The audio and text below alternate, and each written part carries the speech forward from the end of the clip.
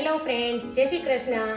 સ્વાગત છે તમારું મારી નવી YouTube channel cooking studio by Kala. તો એમાં હું રોજ નવી રેસીપી અપલોડ કરીશ. મારી ચેનલને લાઈક, શેર અને સબસ્ક્રાઇબ કરવાનું ના ભૂલો. આજે હું બનાવવાની છું તદ્દન નવી જ રીતથી ટ્રેડિશનલ ગુજરાતી લાપસી. તો ચાલો જોઈ લઈએ રેસીપી. લાપસી બનાવવા માટે મેં અહીંયા ઘઉંનો 1 વાટકી કરકરો લોટ લીધો છે. આ રીતે જે આવે છે, ભાખરીનો પણ કહેવાય તો પણ ચાલે. 1 વાટકી સામે પોણી વાટકી જેટલું પાણી લીધું છે. અડધી વાટકી જેટલો ગોળ લીધો છે. 2 મોટી ચમચી જેટલું તેલ, થોડો ખાંડનો પાવડર અને ઘી. હવે એક બાઉલમાં લોટ ઉમેરી લઈશું. ત્યારબાદ તેમાં તેલ નાખી આપણે તેને મોઈ લઈશું. તેલ નાખી આ રીતે તેને આપણે મોણ આપી દઈશું.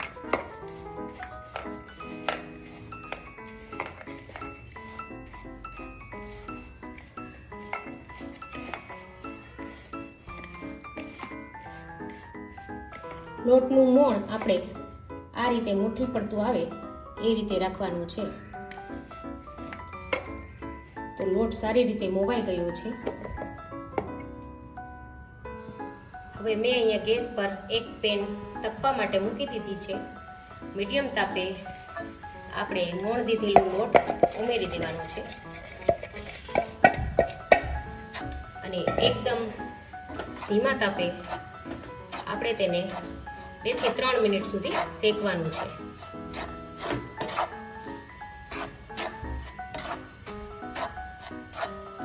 આ રીતથી જો તમે લાપસી બનાવશો તો એકદમ સરસ છૂટી બનશે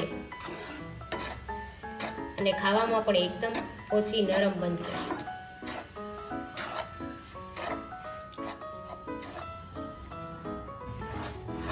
હવે તમે જોઈ શકો છો કે 2 થી 3 મિનિટ પછી લોટ આપણો સરસ શેકાઈ ગયો છે અને થોડો કલર ચેન્જ થઈ ગયો છે. તો આપણે ગેસ બંધ કરી આ લોટને એક બીજા વાસણમાં કાઢી લઈશું. હવે આ જ વાસણમાં આપણે પાણી ઉમેરી દઈશું. ત્યારબાદ તેમાં ગોળ ઉમેરી દઈશું.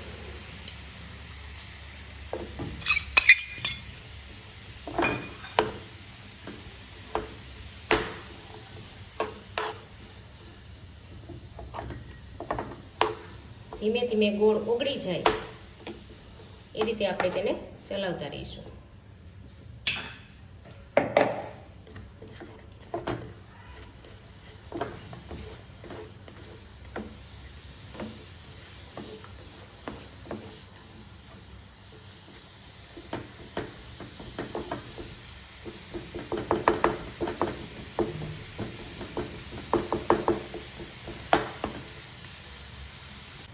હવે તમે જોઈ શકો છો કે આપણો ગોળ ઓગળી ગયો છે અને સરસ બબલ આવી ગયા છે. તો 1 મિનિટ સુધી હજી આપણે તેને પાણી બળી જાય ત્યાં સુધી રાખીશું.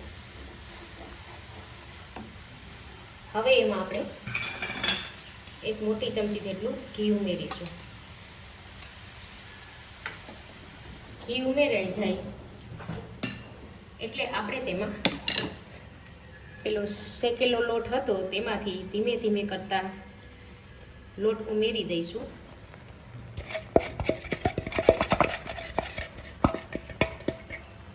અને આ લોટને આપણે અત્યારે હલાવવાનો નથી. આ જ રીતે આપણે તેને 2 મિનિટ સુધી ઢાંકણ બંધ કરી રાખી દઈશું.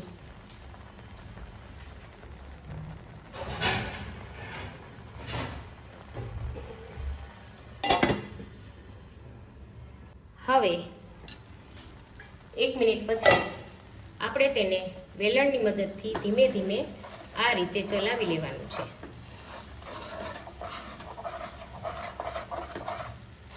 ગેસની ફ્લેમ એકદમ ધીમી રાખવાની છે, નહીતર લાપસી નીચેથી ચોંટી જશે.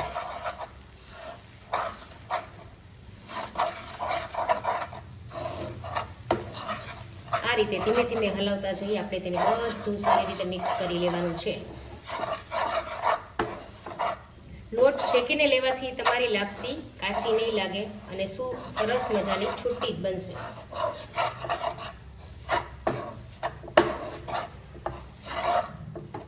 હવે પાછું આપણે તેને બંધ કરી 2 થી 3 મિનિટ સુધી રાખી દેવાની છે. આ રીતે 2 થી 3 વાર પ્રક્રિયા કરવાની છે. પાછું ખોલી એકવાર પાછું ધીમેથી આ રીતે ચલાવી લઈશું આપણે.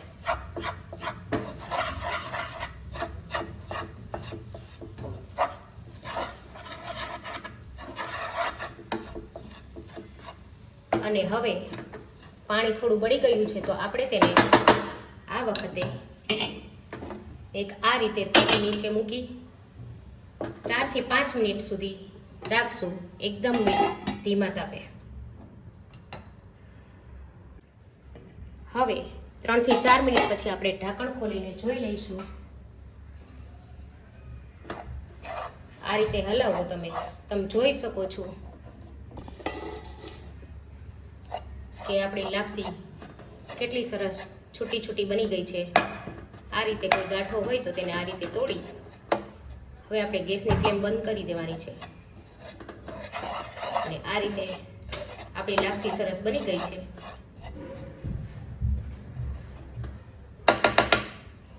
હવે આ લાપસીમાં આપણે ઉપરથી થોડું ઘી ઉમેરીશું આ રીતે અને તેના પર આપણે થોડો ખાંડનો પાવડર પણ ઉમેરીશું. તમને મીઠું વધારે ભાવતું હોય તો તમે વધારે પણ ઉમેરી શકો છો. અને પાછું આપણે તેને એકવાર સરસ મિક્સ કરી લઈશું.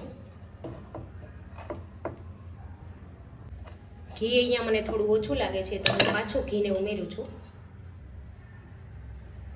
મેં અહીંયા 2 ચમચી ઘી પાછું ઉમેર્યું છે. અને હવે સરસ તેને આપણે એક રીતે મિક્સ કરી દઈશું.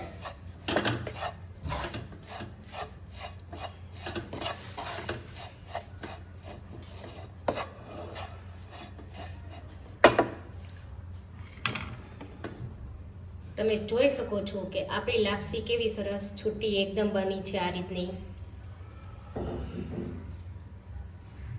તો આપણી લાપસી તૈયાર છે.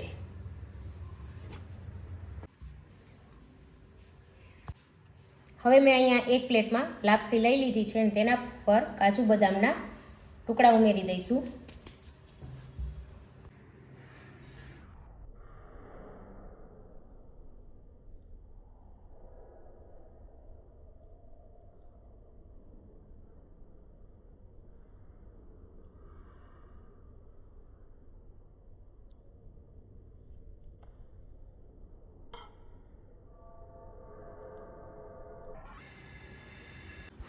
જો તમને મારી રેસીપી ગમી હોય તો મારી ચેનલને લાઇક, શેર, સબસ્ક્રાઈબ કરવાનું ના ભૂલતા.